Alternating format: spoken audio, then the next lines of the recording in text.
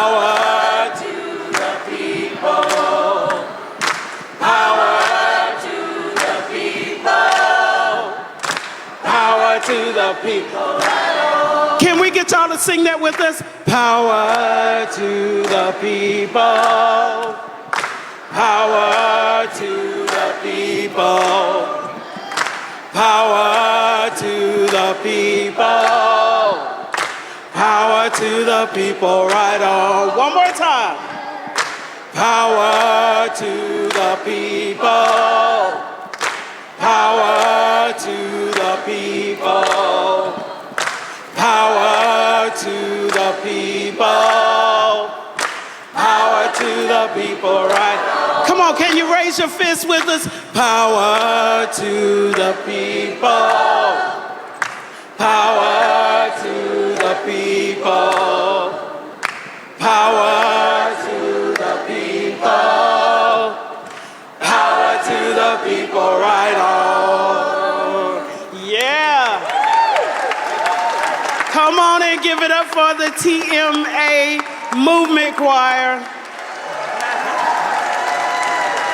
We come out under a different name every time, like the Temptations, changing faces.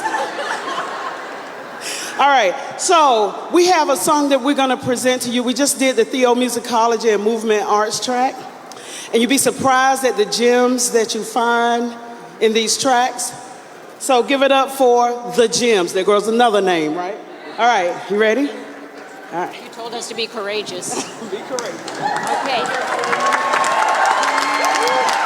Hi, I'm Elizabeth from Maine, and I'm going to teach you a real simple song based on the words of the campaign. It goes like this. It's a zipper song, so I'll teach you the basic part, and then we'll call out the stuff you shove in where the zipper is. It goes like this. We demand, we demand, we demand, forward together, not one step back. Forward together, not one step back again. We demand, we demand, we demand. Forward together, not one step back. Forward together, not one step back. Universal health care, plug it in here. We demand universal health care. We demand universal health care. We demand universal health care. Forward together, not one step back. Forward together, not one step. Equal education, we demand. Equal education, we demand. Equal education, we demand.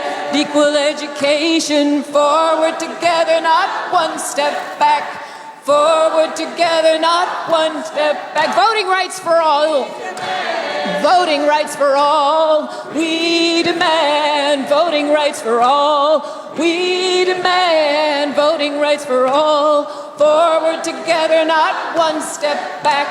Forward together, not the end to endless war. We demand the end to endless war. We demand the end to endless war. We demand the end to endless war. Forward together, not one step back. Forward together, not one step back.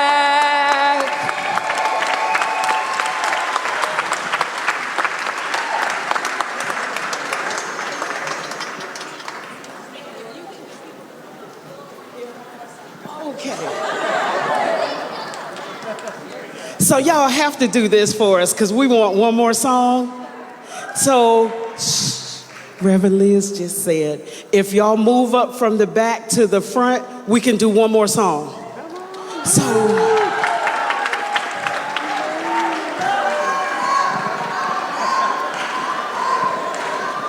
come on.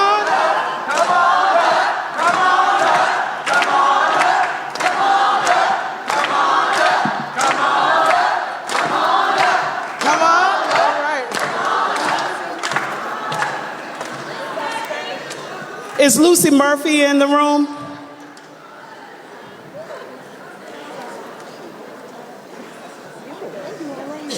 So about Shall not be moved. Are we in Spanish? We're going to switch it up. It's in Spanish first? Okay. Okay. We know this song in English and Spanish. We're going to sing No Nos Moverán. We shall not be moved. Right?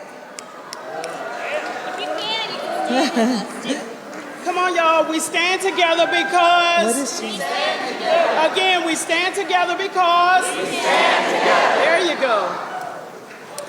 No, no, no nos moverán. No, no, no nos moverán.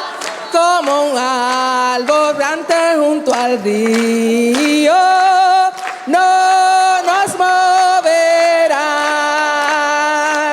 No, no, no nos moverán. No, no, no nos moverán. Es como un árbol plantado junto al río. No nos moverán. Unidos en la lucha. No nos moverán. Unidos en la lucha. No nos moverán. Es como un árbol plantado junto al río. No nos moverá. Inglés. We shall not be moved. We shall not be moved.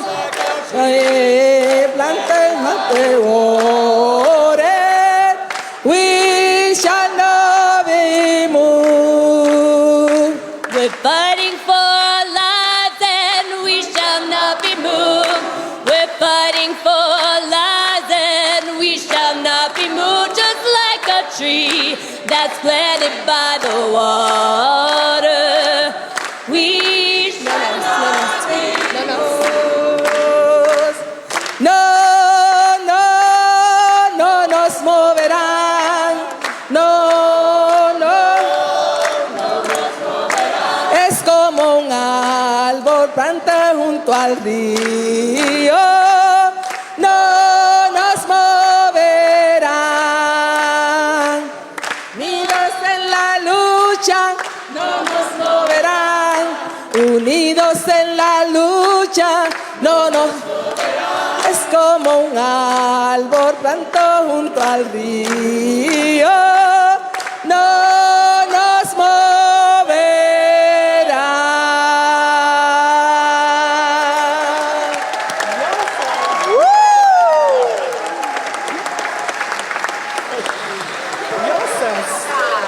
That sounded good. Let's hear it for the Justice Jump Off Choir at the Poor People's Moral Action Congress and the Theomusicology and Movement Cultural Arts track. How are people feeling? I walked around and looked at those workshops, looked at those tracks. We are definitely Gordon organized. So we're going to start this plenary in a minute, but before we do, we wanted to hear from another powerful leader in this campaign who's going to share a couple minutes on why she's a leader. So please welcome Tammy Rojas from Pennsylvania, Poor People's Campaign, a national call for more revival. Is it okay to hold it? Yeah. Okay. Hey everyone, sorry, I'm actually a little nervous talking to a big crowd.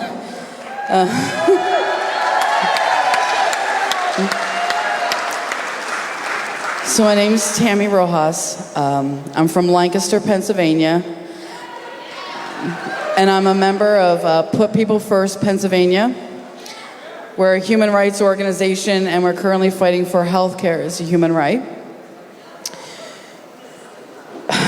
I really kind of thought about what I wanted to say when I was up here. And I always knew that my family was poor. Like growing up, I always knew that, right? But I didn't realize that it was actually really generational. Discovering and researching my family history, I learned that my great-great-grandparents worked in the textile factories in the South. And my grandmother married very young to try to escape poverty, and she married somebody who was in the military, and that's how we got to be in Lancaster, Pennsylvania. I myself, just kind of growing up, I suffered from major depression. I just couldn't understand what life was all about. I just didn't seem to have any kind of purpose. Life was nothing but a daily struggle, and I just didn't want to go on anymore. But then I was lucky to connect with the people at Poor People First Pennsylvania. And in January of 2018, they introduced me to the Poor People's Campaign. And when I saw the video footage of Martin Luther King Jr. and them talking about the Poor People's Campaign back then, I became very overwhelmed with emotion. But it was also in a good way, because in that moment, I found my purpose. No longer did I really seriously feel like that I wanted to ever take my own life, because I didn't want them to win. I didn't want the issue of the system to win.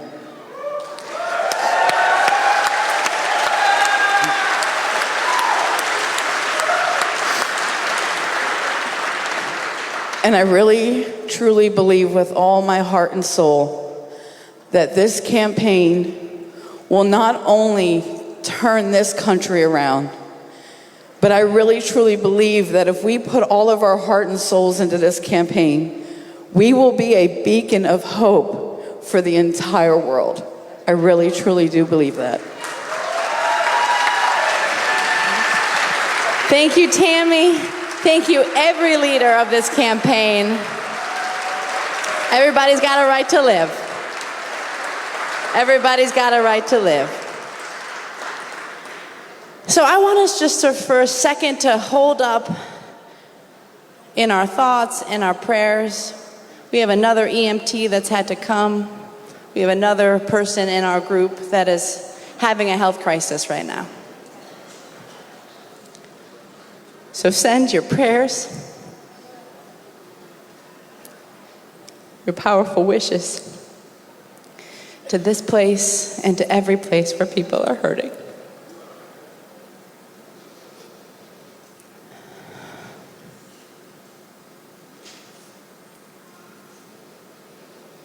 Thank you.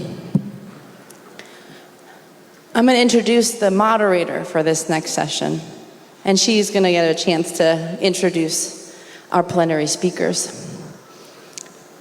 Attorney Penda Hare is truly a movement lawyer and has been with us for many, many years. So please welcome Penda Hare. She'll explain what we're going to do for the rest of this afternoon session. Thank you, Liz.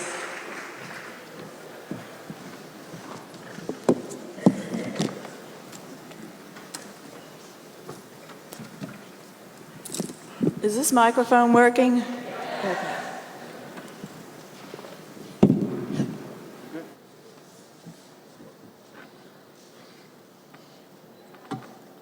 Good afternoon. As Liz said, I'm Penda Hare. I am an attorney with Forward Justice. I'm a longtime civil rights and voting rights attorney. And with my colleagues at Forward Justice, I've had the privilege of representing the Forward Together movement in North Carolina in several voting rights lawsuits. Yay, Forward Together. And I also had the honor for the past year or so of, with my colleagues, representing the Poor People's Campaign and coordinating all of the lawyers who represent the Poor People's Campaign in the states, the 40 or so states, and the DC capital, US Capitol. This session is about power among poor people.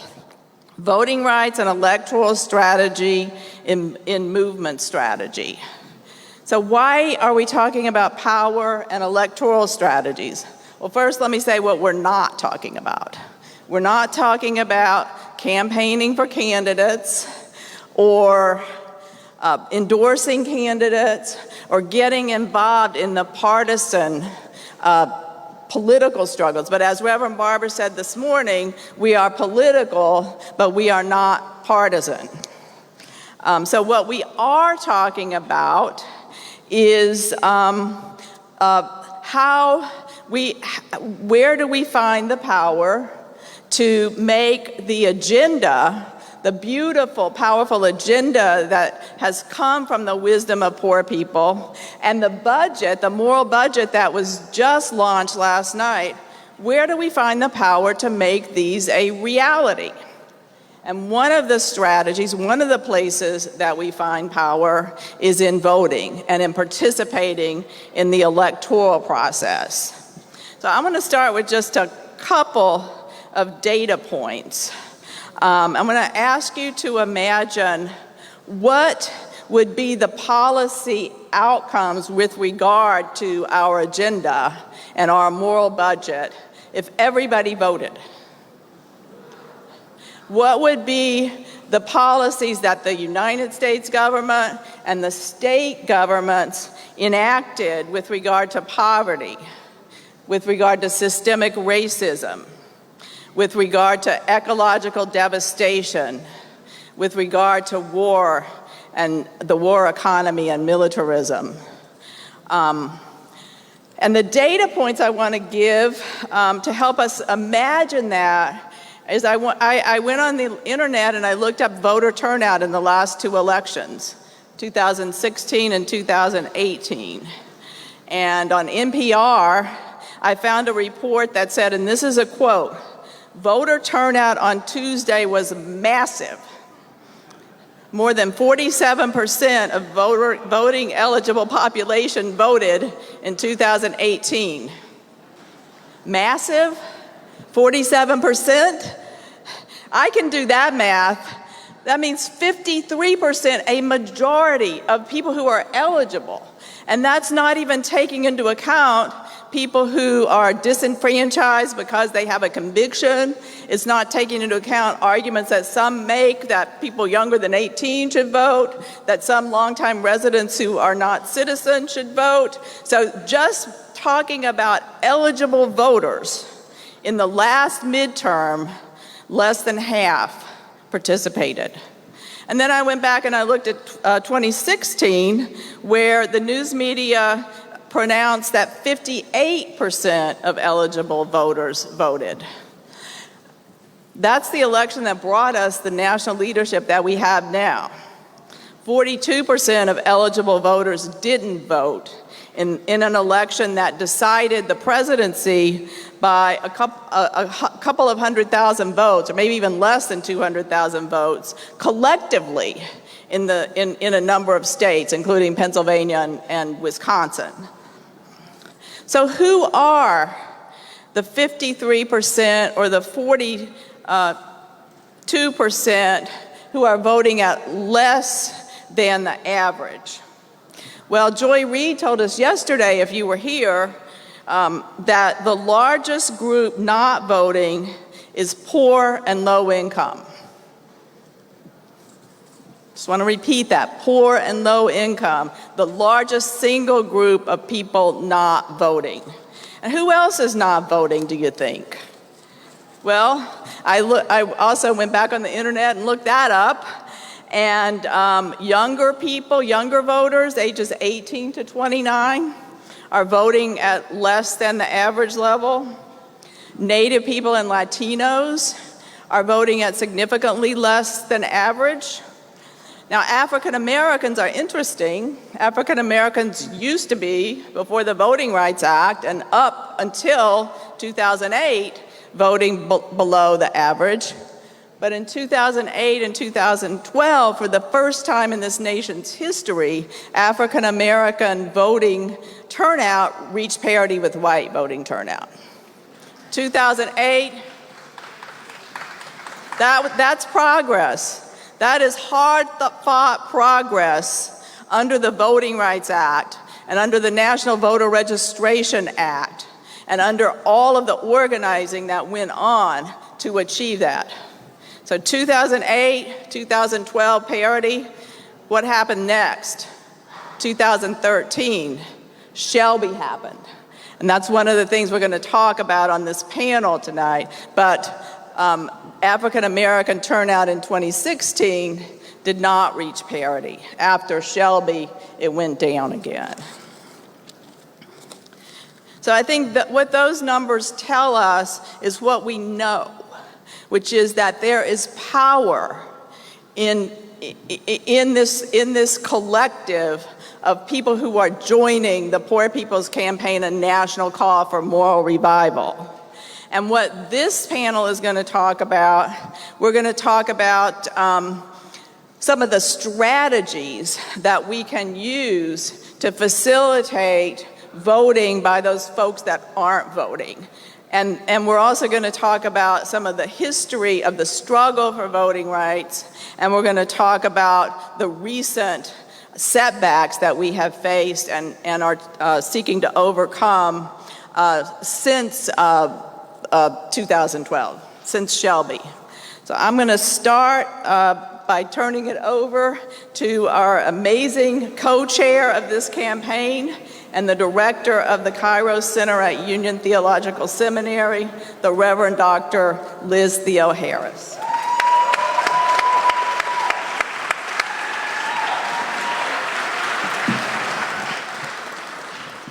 So I want to start with a quote from the Reverend Dr. Martin Luther King from a gathering he had about 3 weeks before he was assassinated. It was a meeting of different folks from across the country, from the different racial and ethnic groups that came to organize the Poor People's Campaign. And he says, "We are assembled here today with common problems, bringing together ethnic groups that maybe have not been together in this type of meeting in the past. I know I haven't been in a meeting like this, and it has been one of my dreams that we could come together and realize our common problems. Power for poor people will really mean having the ability, the togetherness, the assertiveness, and the aggressiveness to make the power structure of this nation say yes when they may be desirous to say no. Making the power structure of this nation say yes when they may be desirous to say no." Well, I know a lot of things the power structure of this nation has been desirous of and has been saying no to. They've been saying no to expanding health care. They've been saying no to wages rising. They've been saying no to finding a solution to the homelessness crisis. They've been saying no to raising benefits, not cutting benefits like SNAP.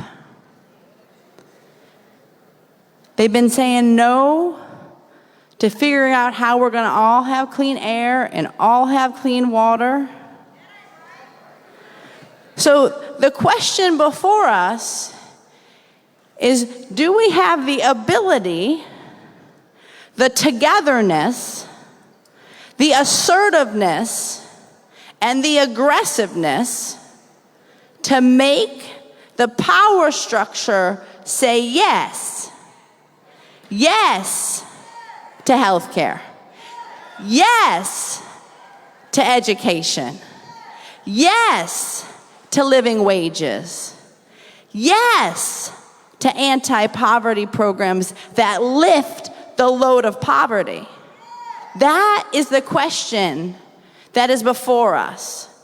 When the campaign says that we are shifting the narrative and we're building power among the 140 million poor and low wealth people in this country, The kind of power that we're trying to build is to be able to have the ability, togetherness, assertiveness, and aggressiveness to get that yes and keep it, not let them take it away. This is at the heart of our strategy. Building power. That means we need unity. That means we need organization, not one organization, not 20 organizations. We have that, but we need to come together, have our hearts, our minds, and our bodies in sync with each other,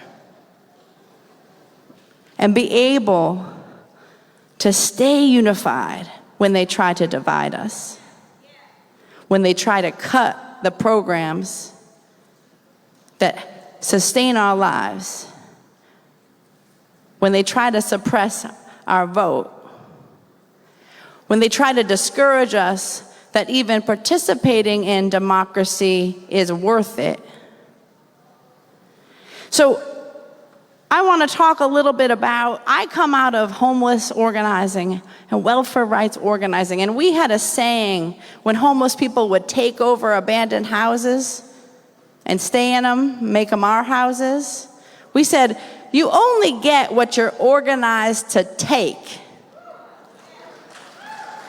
That's about power. Nobody's gonna give us freedom. Nobody's gonna give us power.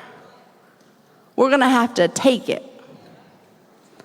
And then this question of how do we build it? How do we take it?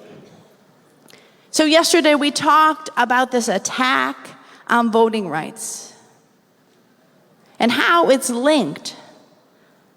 That the politicians that get elected through racist gerrymandering, through racist voter suppression, they're smuggled into office through no election that is free and open to the people. And then they pass these policies that cut our housing and our health care and our wages.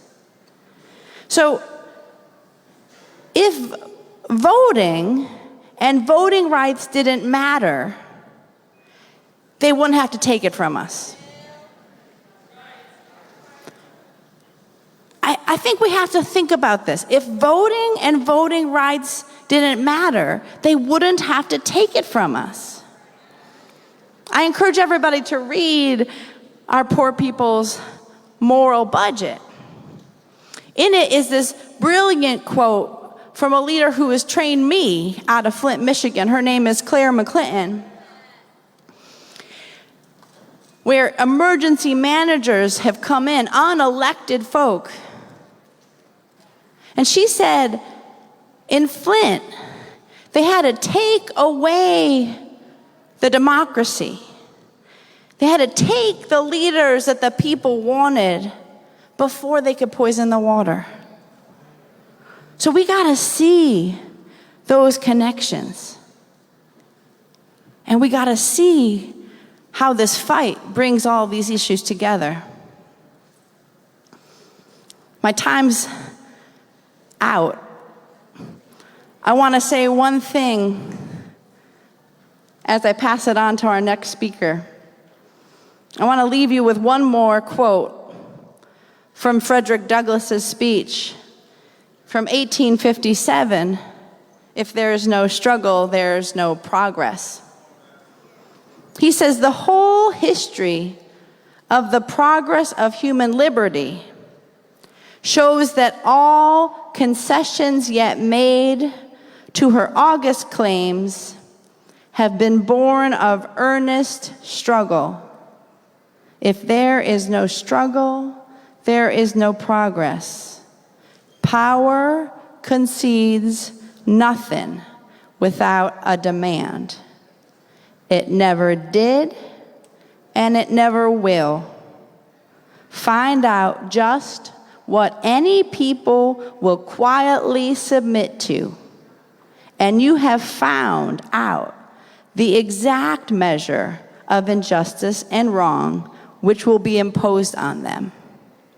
And these will continue till they are resisted with either words or blows, or with both.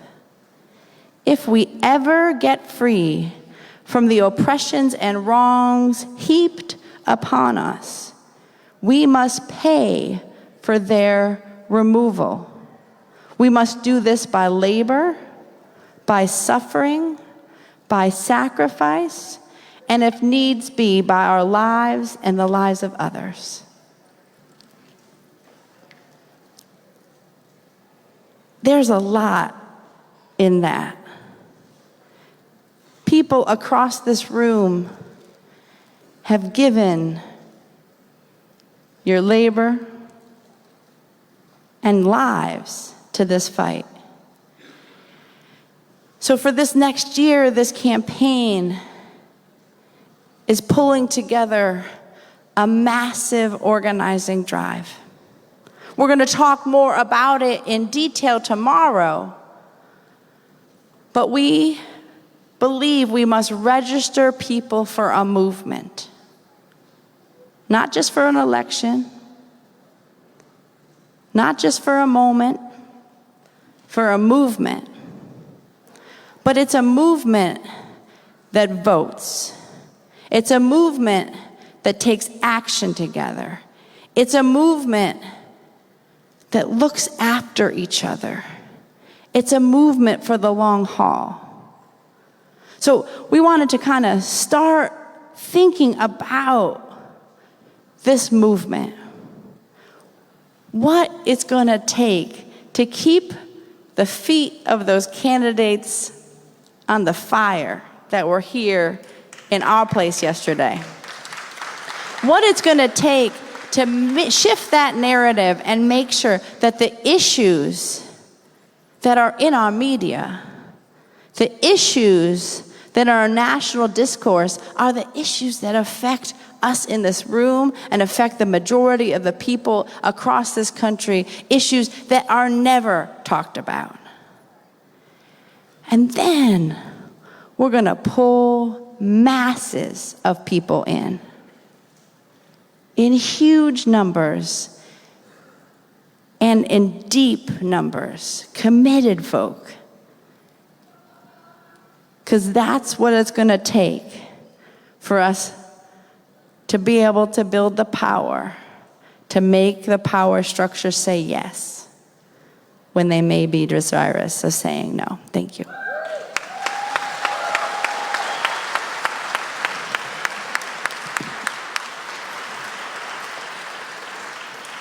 Thank you, Liz. And now we're going to hear from Ari Berman. Ari is the senior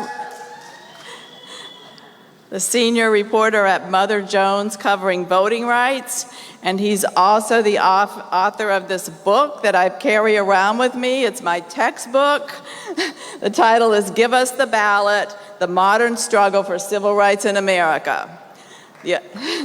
The only problem with this book is it ends in 2015, and I hope you're at work on the second volume, Ari, because just since 2015, we've got enough voting developments to make a second book. But please welcome Ari Berman.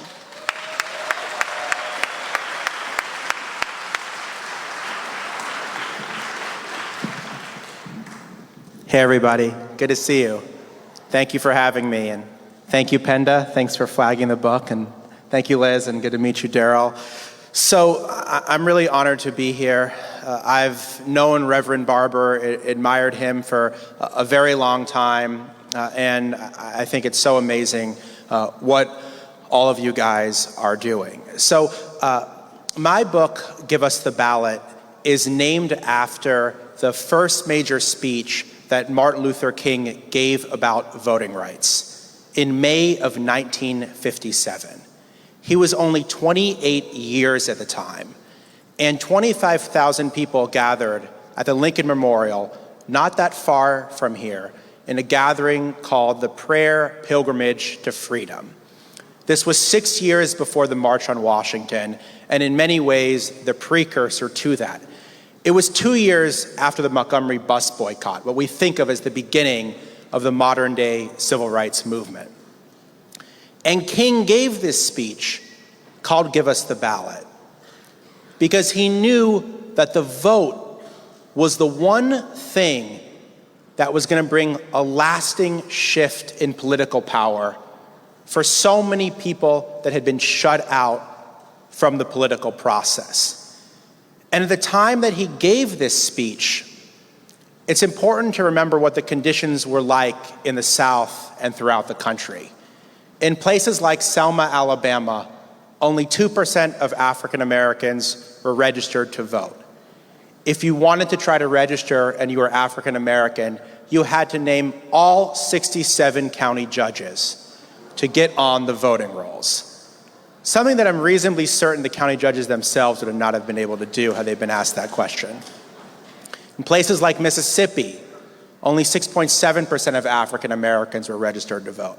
There were people like James Chaney and Andrew Goodman and Michael Schwerner who went down to Mississippi and never came back, who were murdered just for trying to register people to vote.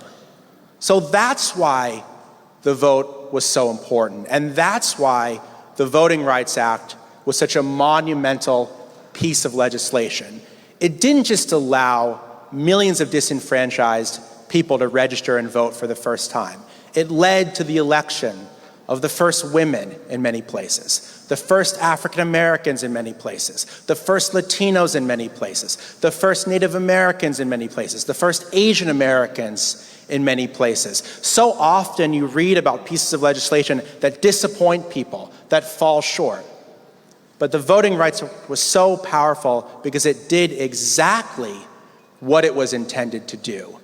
And that's why we've seen this 50-year backlash to the expansion of voting rights for previously disenfranchised and previously marginalized groups. And the real turning point in this struggle was in 2013, when the Supreme Court gutted the heart of the Voting Rights Act and ruled that those states with the longest histories of discrimination no longer had to approve their voting rights with the federal government.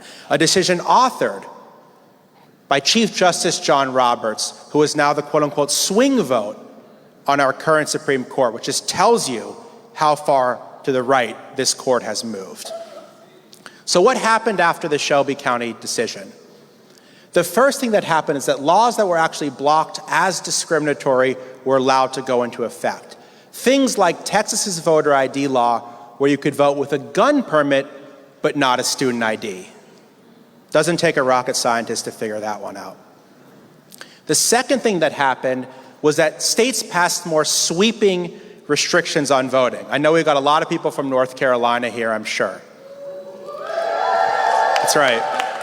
So you'll know this story very well. So a month after the Supreme Court gutted the Voting Rights Act, and John Roberts said, things have changed dramatically in the South. His words, things have changed dramatically in the South. North Carolina, which had the most progressive voting laws in the South and among the most progressive voting laws in the nation, entirely changed their election system. They passed strict voter ID. They cut early voting. They eliminated same-day voter registration. They eliminated out-of-precinct voting. They even eliminated Citizens Awareness Month, which the state of North Carolina did to encourage people to register to vote. There was a federal trial. Penda was there. Caitlin was there. I was there. There were some remarkable revelations at this trial.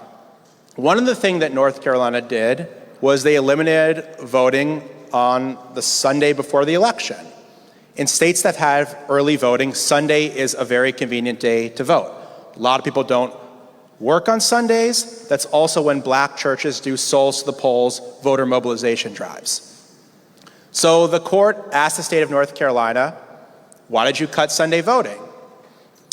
North Carolina said, well, some people were using it more than others. So the court asked the obvious follow-up question, well, who was using it more than others? And the state of North Carolina said counties that were disproportionately Democratic and disproportionately African American. The court said, you just admitted to us in federal court that you did this to discriminate against people, not just based on their party, but more significantly, based on their race. They said that this law in North Carolina targeted black voters with, quote, almost surgical precision. And it's remarkable to read this opinion in 2016 and think, this wasn't describing something that happened in 1866.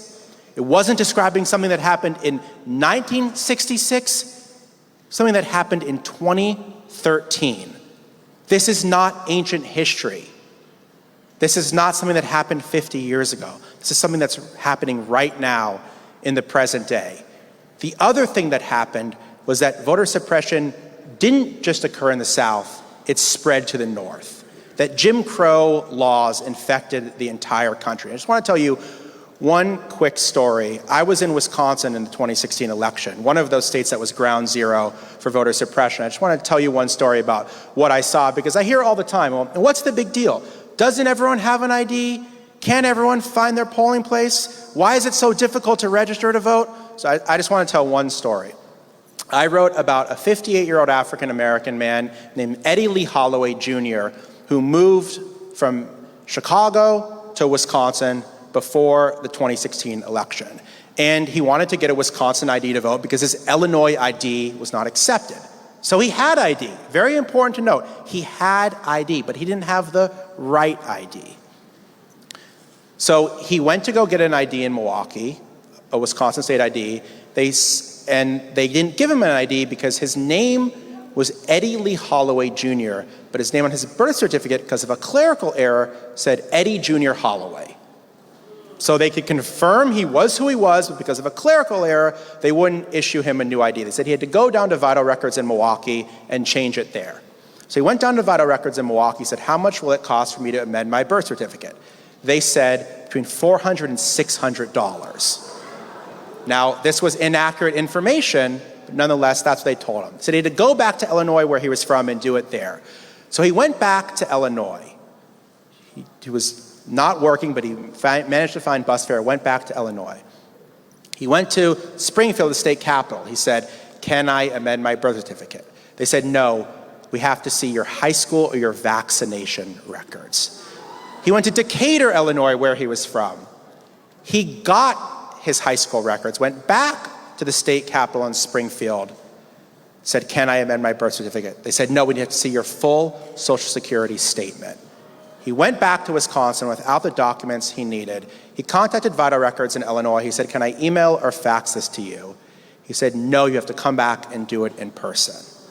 At that point, he gave up. This one voter who had voted his entire life without any problems made 7 different trips in 2 different states, spent over $180 of his own money, and still wasn't able to vote in Wisconsin in 2016.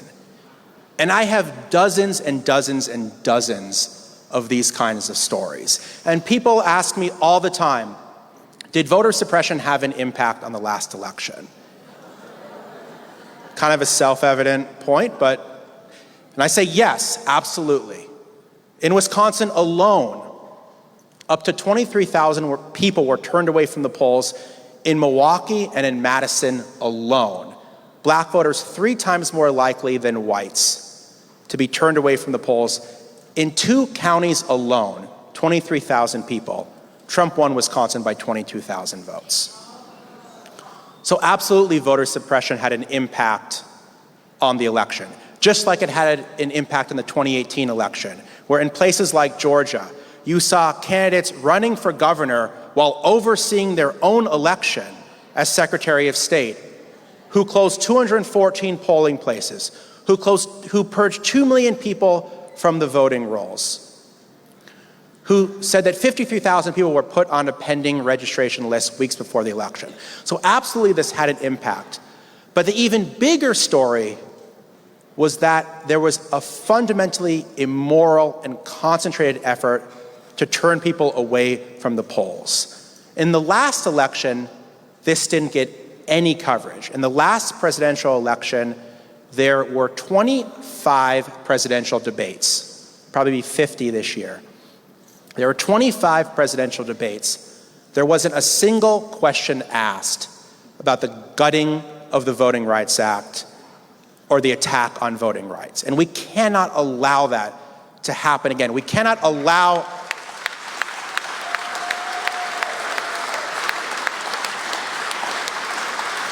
we cannot have another pivotal election where voting rights is treated like a fringe issue as opposed to the most fundamental issue in the election. My time is running out, so I just want to say one more thing. Despite all the bad news, something else happened that was remarkable in 2018. 8 states passed ballot initiatives to expand voting rights, to do things like restore voting rights to ex-offenders and pass automatic registration and election day registration and to draw districts in a fair and non-partisan way. And this is amazing because this didn't just happen in really blue states. It happened in places like Missouri and Utah and Ohio that are far more conservative. So what that's telling me is that at the same time that we're seeing this renewed effort to attack voting rights, we are also seeing a new voting rights movement in this country, and that there is broad public support in this country for a pro-democracy agenda. So while pointing out everything that's bad that's happening, it's also really important to show that another world is possible. And in fact, we're seeing it right now that people are saying they want their democracy to be fair, they want it to work for more people. So thank you for having me, and talk to you more in the Q&A.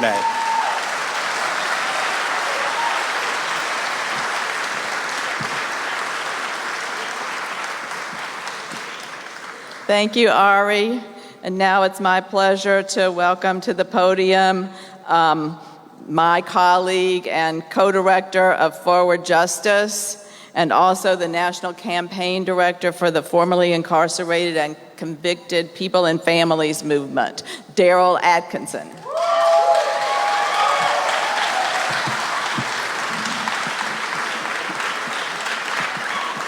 How y'all doing out there?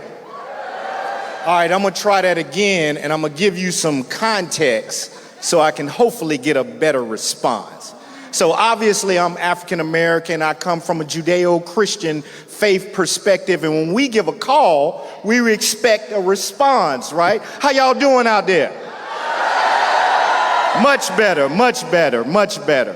I am just privileged to be here today with such a vibrant group of folks who are here with the intersectional analysis to really usher in the third Reconstruction in this country. And that's consistent with what Forward Justice is committed to as well.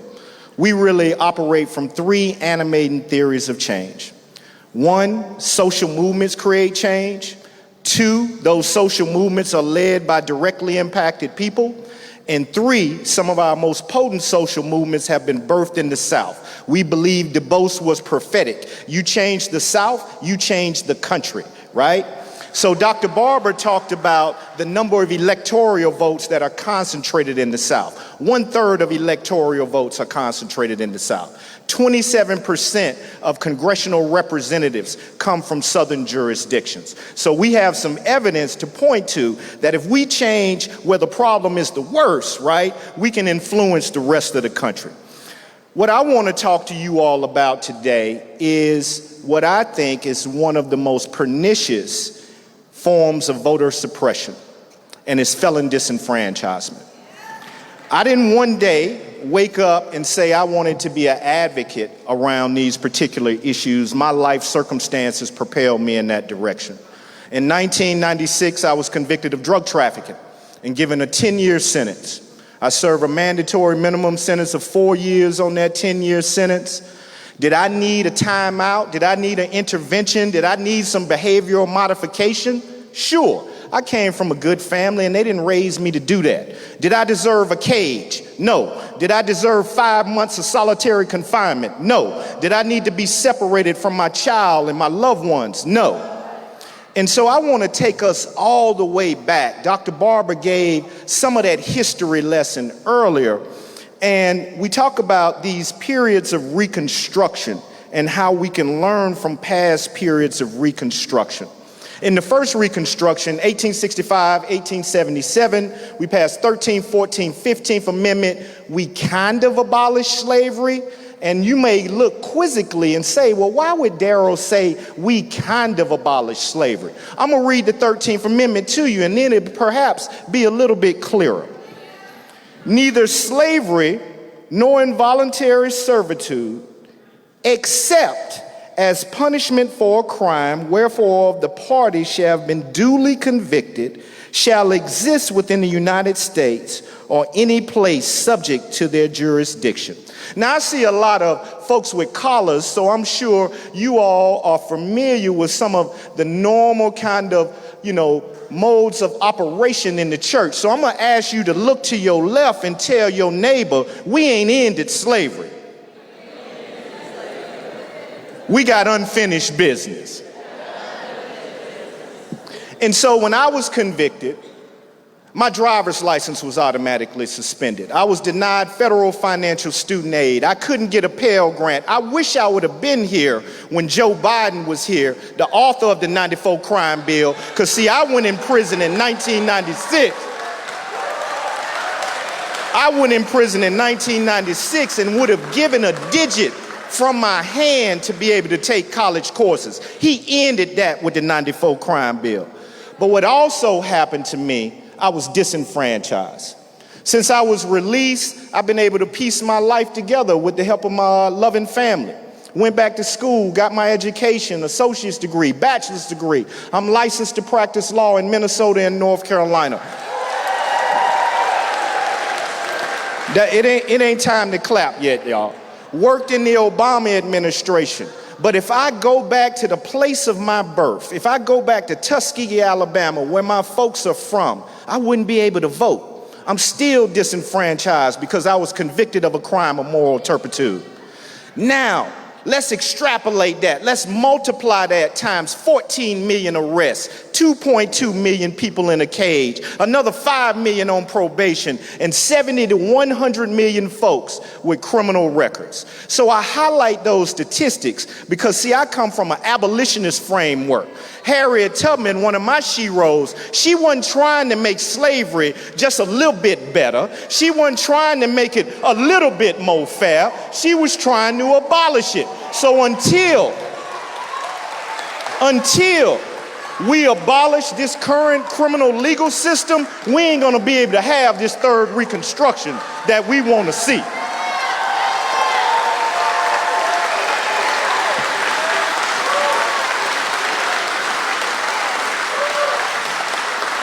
In the state of North Carolina, felon disenfranchisement did not exist until 1876.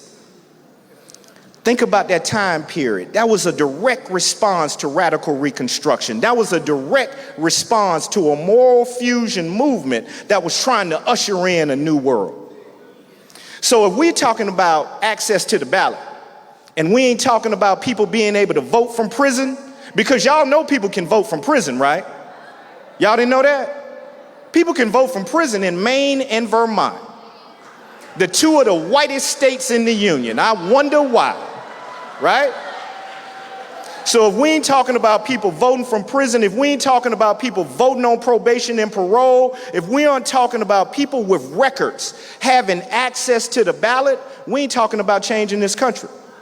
The Sentencing Project estimates that 6 million people were disenfranchised from voting in the last election because of felon disenfranchisement. 6 million folks. Tanya Fogel earlier talked about the numbers in Kentucky. We can go state by state, and obviously because of disproportionate contact with the criminal justice system that people of color have, this disproportionately impacts communities of color.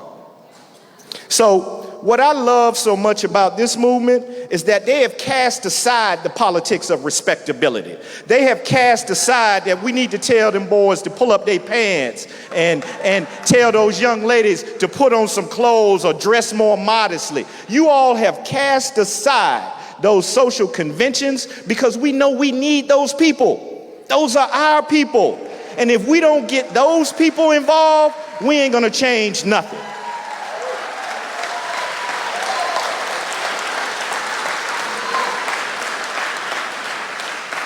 formerly incarcerated convicted people in movements, family, and I saw many of my brothers and sisters represented on the photographs from the various Poor People Campaign state-based meetings that were happening across the country. We're fighting back, and we ain't waiting on nobody to help us.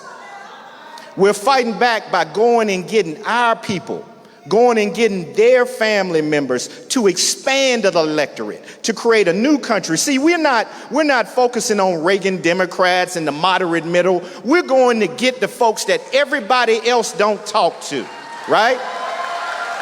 And so we have some real tangible examples of success.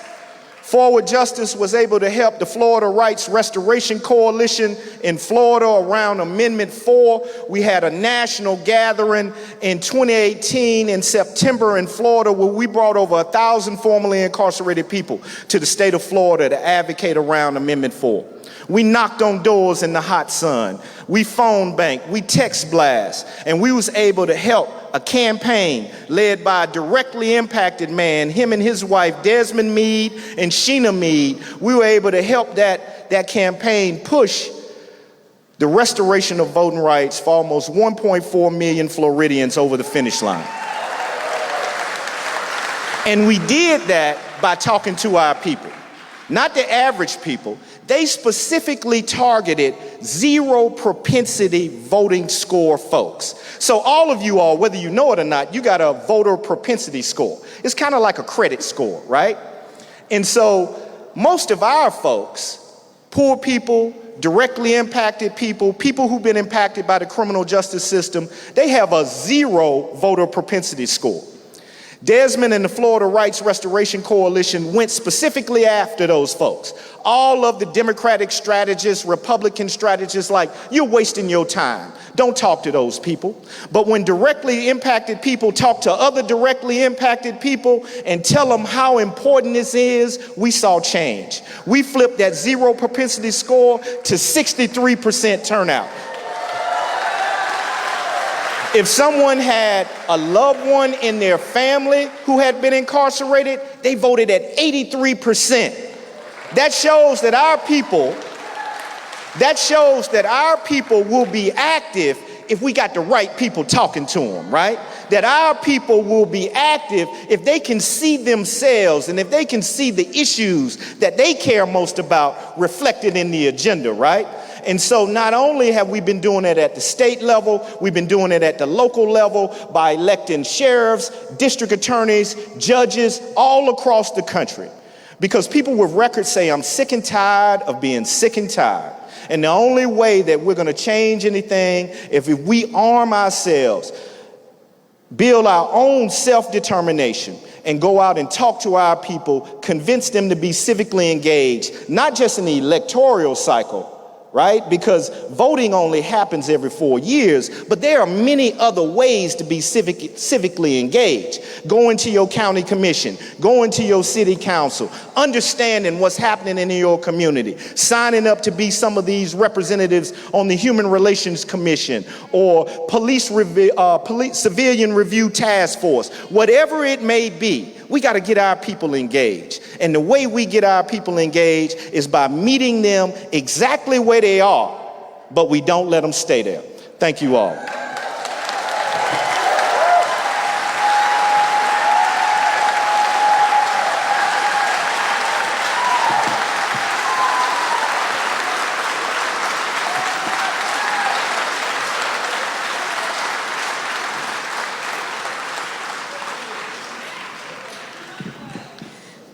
Thank you, Daryl.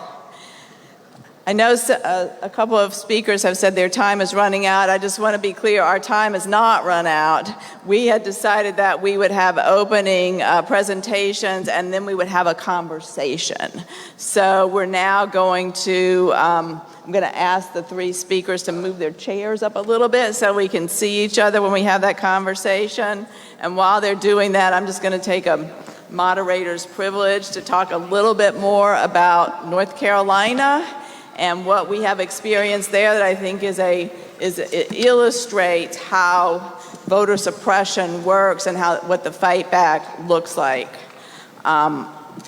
So I'm going to start in 2011. No, we haven't talked about racial gerrymandering yet, or partisan gerrymandering. I hope we can get into that in our conversation, but we'll start with North Carolina. In 2011, the legislature, General Assembly in North Carolina redistricted, and the Republican Party was in control of the legislature, and they engaged in what the courts later found the most massive racial gerrymander in the history of the United States. And by doing that racial gerrymander, they were able to produce a supermajority in the General Assembly. And then, as Ari mentioned, in 2013, they enacted what we refer to as the monster voter suppression law, the law that targeted the reforms in North Carolina that had allowed it to move from the bottom of voter turnout to 10th, from the bottom earlier to 10th in the nation by 2012.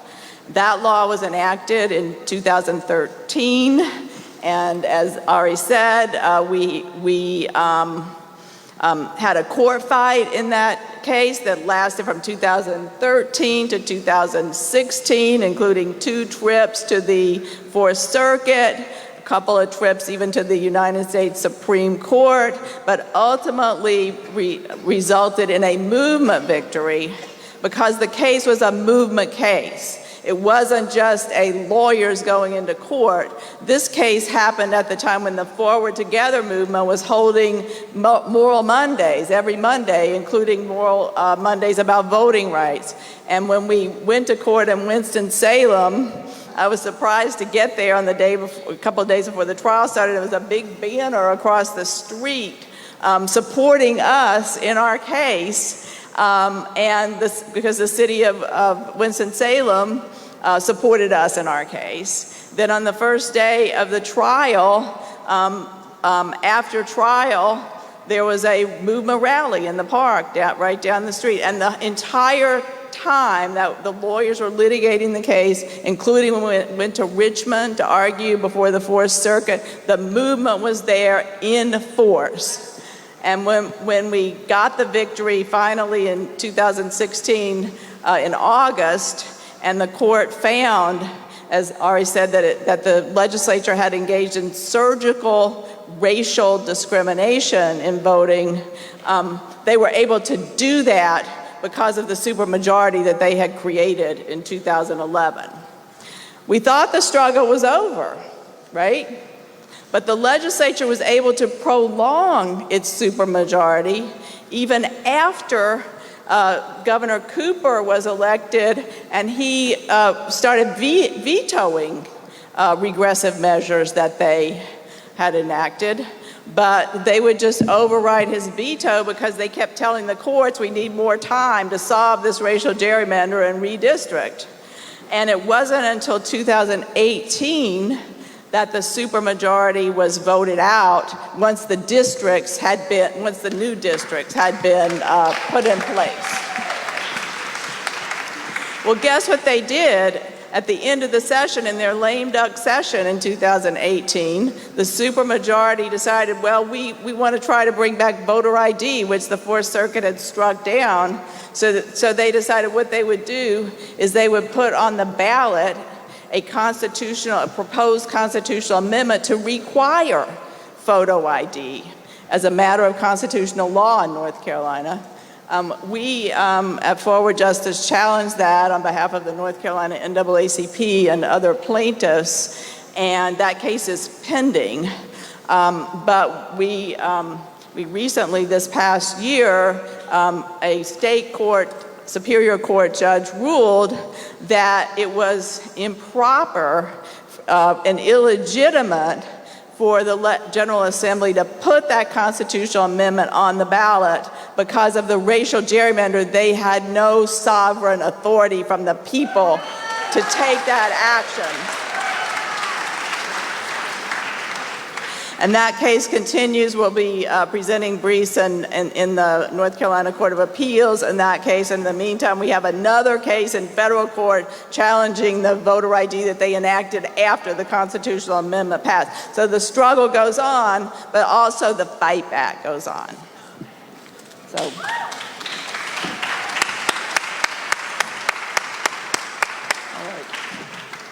Thank you. Let me start our conversation by returning to Reverend Liz. You talked about registering, not just to vote, but registering for the movement. And I'd just like to ask you to elaborate on that a little bit, and particularly to talk about beyond showing up and voting on election day, and facilitating the members of this campaign to vote on election day. What is it that this campaign can do to make sure that the candidates that are elected with the votes of people in this campaign actually keep their campaign promises, to hold people accountable after the election? So, I think this is really important for us to think about. And I hope the conversation continues, in the workshops and in the in-between sessions about, what is it, what do we mean when we say we're registering people for a movement, right? It means that we see beyond just one election season. It means that we see why it's important to register and mobilize people to actually vote, but we see that it's important to mobilize and register and organize people around the things that are affecting them in their daily life. Right now, it's not just words that we said yesterday to the candidates and Ari Berman said today about those debates, about the conversation and how our issues aren't in the national dialogue. That is shifting. It shifted when we did 40 days of action together. It shifted when we've done these demand deliveries and this bus tour. It shifted yesterday. It shifted yesterday when we had folks talking about 140 million poor people. Folks that haven't said the word poor in many, many years. Not one or two people that are poor, let alone 140 million people who are poor.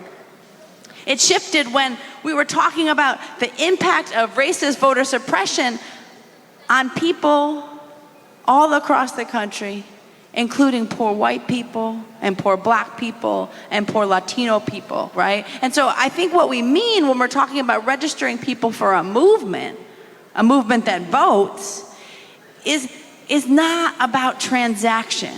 It's not that we think that one election is going to save us from problems that have been mounting up for many years, for many elections, for many decades.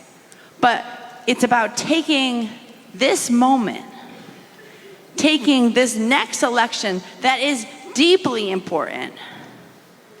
Important not just because of the president's office, but because all of the House, a third of the Senate, and a lot of other positions will be opened in this coming election, right?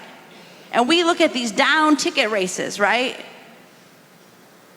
My guess is when you all map out in your states who's keeping your wages low, who's passing anti-immigrant legislation, I bet you're able to map out some of the same folk. Well, part of this registering people for a movement makes that kind of analysis and then makes a plan of what is it going to take to stay on the issues, have people come forward who are impacted by those issues, and pulled together into a powerful force, but not just for one election, but showing up for this election and for the future. And so I think what we're trying to talk about in terms of registering people for a movement is being able to build up our coordinating committees, being able to build up our movement with the kind of conversation and attention this movement is going to see in the next year. And when we pull off, because we will, a mass poor people's assembly and moral march on Washington next June. Just imagine, with the infrastructure you have in your states, how you're going to pull those people in and keep them. Not for just one election, though, folk. For that election and for their future. And so I think that's what we're trying to talk about when we're talking about registering people for a movement. Electoral strategy is important. It's a huge aspect of movement strategy. But it aligns with a larger strategy of what's it gonna take to build power? What's it gonna take to shift the narrative? And how are we gonna show the solutions and build the will to enact those solutions for the long haul? Penda, I wanted to riff real quick on something that Reverend Liz said about really cultivating leadership and directly impacted leadership. We were successful in Durham, North Carolina, in electing a new district attorney and a new sheriff. But the election work is only one part of it, right? Now you got to keep those folks accountable, right? And part of our work in doing that was really seeding directly impacted leadership. We had 4 women and 1 young man who served as the center of that leadership. They represented communities from across Durham, and they were the ones that were holding the sheriff accountable. They're the ones that is holding the district attorney accountable.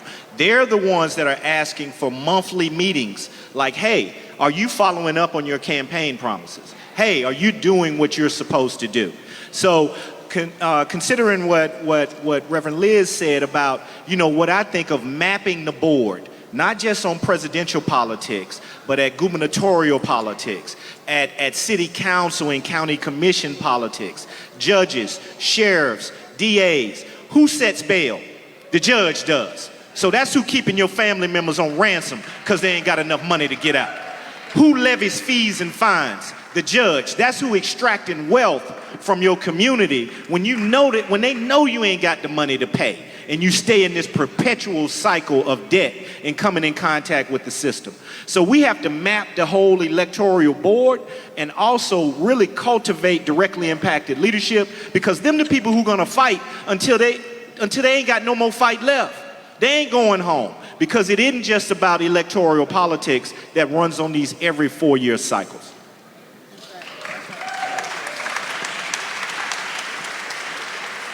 Ari, I want to turn your attention to the Supreme Court and ask you to give us some information about a few cases. First, I want to ask you to just provide a little more detail about the Shelby case. We've mentioned the Shelby case, but what is preclearance and what happens when you lose preclearance? And then I want to ask you about cases that are pending right now, maybe decided as early as this week, particularly the census case and the partisan redistricting cases, and then finally to ask you how the recently discovered new evidence from the hard drive of a Republican strategist named Thomas Hoffeller impacts what's happening right now in the legal system with regard to voting rights. And let everybody here know, many people may not have even heard of Thomas Hoffeller, what has been discovered recently that is blockbuster evidence. Okay, absolutely. So on the Voting Rights Act, one of the most important provisions of the Voting Rights Act required states with the longest histories of discrimination, largely in the South but not exclusively, to approve their voting changes with the federal government. This was so critically important because Lyndon Johnson and the Congress knew very well that when you struck down a literacy test or a poll tax in a state like Alabama, they were just going to try to pass a new one. So you somehow had to shift the burden of discrimination away from those that were experiencing the discrimination to those that were trying to discriminate. And so when Alabama wanted to pass a new poll tax or literacy test, they had to then approve it with the federal government through a process called pre-clearance. The federal government, either a district court in Washington or the Justice Department, was able to block 3,000 discriminatory voting changes from 1965 to 2013 under what was known as Section 5 of the Voting Rights Act. It really was the most important provision of the country's most important civil rights law. The Supreme Court gutted that by ruling that the formula under which those states were covered was now unconstitutional, meaning that if Texas or North Carolina or Alabama or states that discriminate against Latinos or Asian Americans, places like Arizona or parts of California or even parts of New York where I live, they can now put those laws into effect, and you can only challenge them after they're already in place, discriminating against people. So it's akin to, instead of stopping a crime before it's been committed, instead the crime has been committed and now you're trying to get justice for it, which is a very long and uncertain process. So it really made it so difficult to be able to challenge these voter suppression laws. You were able to do it in states like North Carolina, Penda, but in a lot of places, the laws are still in effect because the courts refuse to strike them down. So that's what Shelby did. Now on to the Supreme Court. There are two really critical Supreme Court decisions that could come out as soon as as soon as Thursday, if not next week. One deals with partisan gerrymandering, one deals with the census, and these issues are related. So on partisan gerrymandering, that's basically when you manipulate district lines to benefit one party or another. And there's two cases, one from North Carolina and one from Maryland. And what happened in North Carolina was they passed this really egregious racial gerrymander to try to segregate black voters so the rest of the state would be controlled by white Republicans. The court struck that down. Then what happened was North Carolina hired the same person that drew the racially discriminatory maps to then do the partisan gerrymandered. And basically, the chair of the redistricting process for North Carolina Republicans said, I want a map that has 10 Republicans and 3 Democrats because I can't draw a map that has 11 Republicans and 2 Democrats. So he basically said no matter what was happening in North Carolina, he wanted a map that would elect 10 Republicans and 3 Democrats in the congressional delegation, even though North Carolina is a 50-50 state. So North Carolina is 50-50, the congressional delegation is 75% Republican because of how they drew the districts. That case is now before the Supreme Court. Well, turns out that same guy, Thomas Hofeller, who we were mentioning earlier, was the guy that told the Trump administration to add a question about citizenship to the census. Now, why is this so important? Because every 10 years we do a census to count everyone in America. This is really, really important, to count everyone in America. Not whether you're legal or undocumented, not whether you're rich and poor, not whether you're young or old. Everyone is supposed to be counted. We've been doing this every 10 years since 1790. The census is one of the oldest constitutional responsibilities that we have. It's in our Constitution to have a just and perfect enumeration of the country. And that is used then to dole out $880 billion in economic resources for healthcare, for roads, for schools. It determines how political districts are drawn. It determines how many electoral college votes we'll have. Well, what the Trump administration wants to do is they want to add this question about citizenship so immigrants won't respond to the census. If immigrants don't respond to the census, that means that places that have fewer immigrants will get more economic and political power. And it turns out that the guy behind this question, Thomas Hofeller, was the same one who was drawing the racially and partisan gerrymander districts in states like North Carolina. Hofeller said that the citizenship question, in his words, would clearly be disadvantageous to Democrats and would be advantageous to Republicans and whites. So, I mean, there you have it. It's very, very clear what's going on here. But the Supreme Court's going to rule on this week or next, and this is going to be something that determines the next decade of American politics. One last thing really quickly. We're not just going to elect a new president in 2020, we're going to elect state legislatures that are going to draw districts for the next decade. And I'm really worried that that is getting missed, that with all the focus on the presidential election, people are forgetting about these critical state legislative elections. It's very hard for one person to affect the presidential race. It's a whole lot easier to affect one state legislative race, and that's all it takes in some of these states to flipping the partisan composition. Thank you, Ari. Now our time really is almost up. So what I'm going to do is I'm going to give each panelist 1 to 2 minutes to give a summary of what they haven't said so far that they would like for this group to take away from this session about building power within the Poor People's Campaign and building power with and for poor people. We'll start with you. Sure. Summary, impacted people can create change. Bottom line. I do want to just tag on one thing that is a lesser known form of gerrymandering, and it's prison gerrymandering. And it goes back to Dr. Barber's point that both Republicans and Democrats got blood on their hands when it comes to these issues. I was in the Obama administration urging them to change the way that they count people who are inside. And I say people inside, y'all, because see, I'm not an ex-convict, I'm not an ex-offender, I'm not an ex-felon, because that leaves me frozen in amber, right? Solely defining me by some of my most unfortunate choices. So you might ask yourself, what should we call you, Daryl? How about a person? How about people in prison? People with criminal records? People with felony convictions? But the operative word is people, right? And so when you're talking about gerrymandering, don't forget people inside, because what it does, it tends to inflate. Because think about where prisons are. They're usually located in hyper-rural areas, whereas the people who are inside are from urban districts, right? So it results in a disproportionate allocation of those resources to areas of the country and areas of the state where they shouldn't be.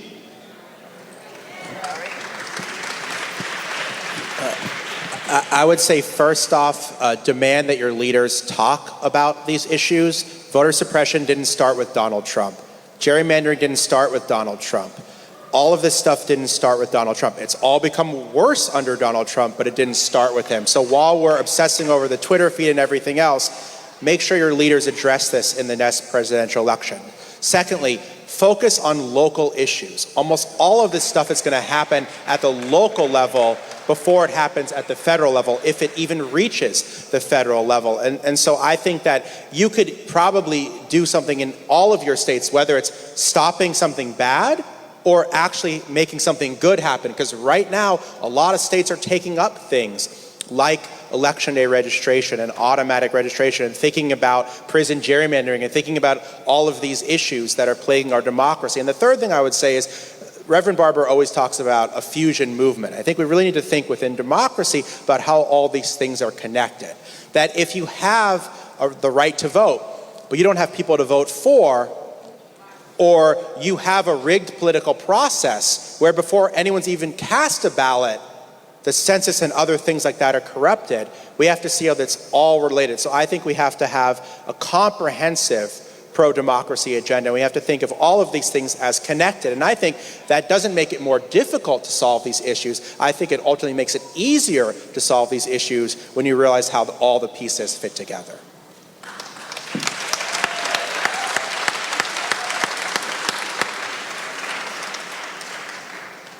So I mostly want to amen what's been already said and direct your attention to the demands of the Poor People's Campaign, a national call for more revival.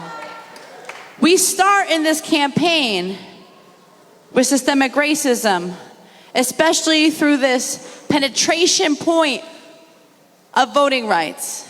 And so I encourage everybody, even as a daily or a weekly practice, to go read all of those demands. Because we're asking to restore the Voting Rights Act and expand voting rights. We're asking for automatic registration at the age of 18. We're asking for our elected officials to remain accountable to us. We're asking for the elimination of emergency management and other ways that they're impoverishing and stealing our democracy. We're asking for felony re-enfranchisement. Our demands then link voting rights to healthcare rights, to housing rights, because these are all together. And we know we got to get out of these silos. And indeed, it is the rejected who are leading the revival.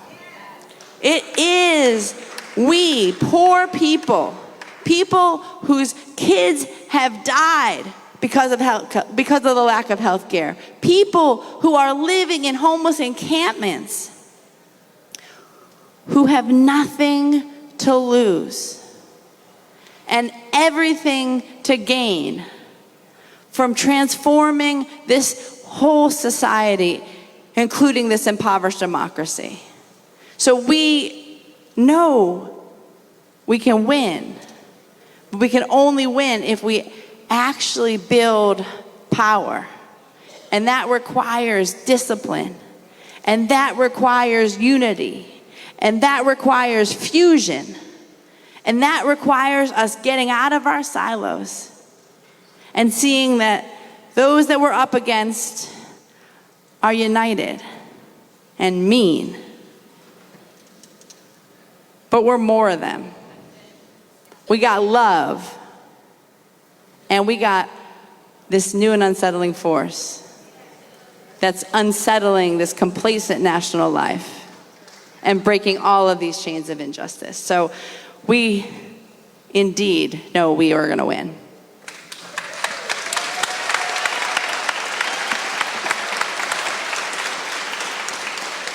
Thank you again, Liz, Ari, Daryl, this wonderful and informative panel. And we'll go to our workshops now.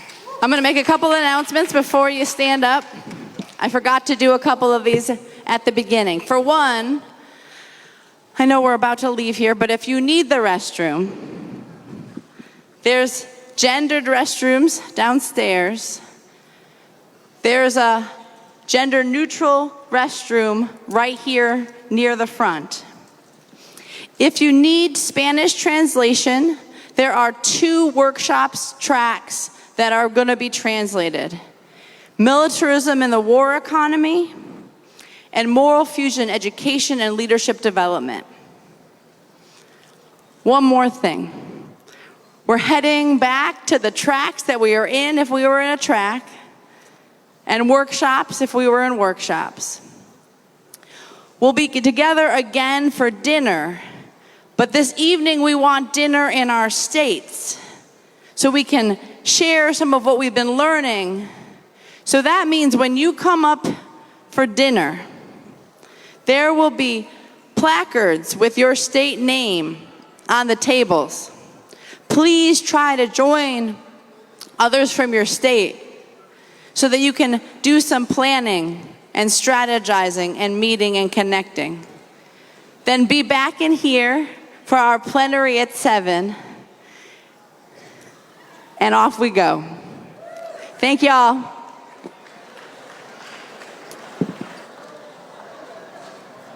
Everybody.